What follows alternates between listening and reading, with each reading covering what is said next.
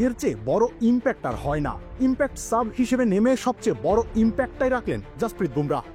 ওয়াংখেড়ের wicket যখন run প্রসবা তখন স্রোতের বিপরীতে গিয়ে বোলিং করলেন, দলের জয় নিশ্চিত করলেন, মুম্বাই ইন্ডিয়ান্সকে প্লে অফের পথে সচল রাখলেন। আর ম্যাচ শেষে জাসপ্রীত বুমরাহর বোলিং ফিগারটা রীতিমতো ঐতিহাসিক হয়ে উঠল।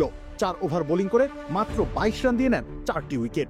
দারুণ ছন্দে থাকা এইডেন মার্করামকে দিয়ে শুরু করেন উইকেটের মিছিল। লখনৌ সুপার জায়ান্টস যখন রান তারার চাপটা সামলে নিয়ে এগোচ্ছিল তখন ফিরিয়ে দিলেন ডেভিড মিলারকে।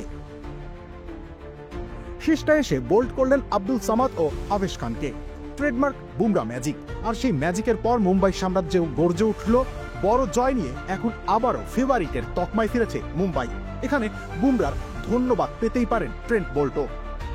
তোমার কনকাই সিজন 2 কনকা সবার জন্য আধুনিক প্রযুক্তি। মিশেল মার্শ কিংবা আয়ুষ বাদনির মতো উইকেট পেয়েছেন, জুটি ভেঙে মুম্বাইকে ফিরিয়েছেন কক্ষপথে। কিংবা বলা যায় উইল জ্যাক্সের কথাও, 3 বলের মধ্যে 2 উইকেট নিয়ে তিনি মোমেন্টাম এনে দিয়েছেন মুম্বাইকে। মুম্বাইয়ের ইতিহাসের সেরা পেসারকে, লাসিথ মালিঙ্গা নাকি জাসপ্রীত বুমরাহ, সে নিয়ে এখন আলোচনা চলতেই পারে।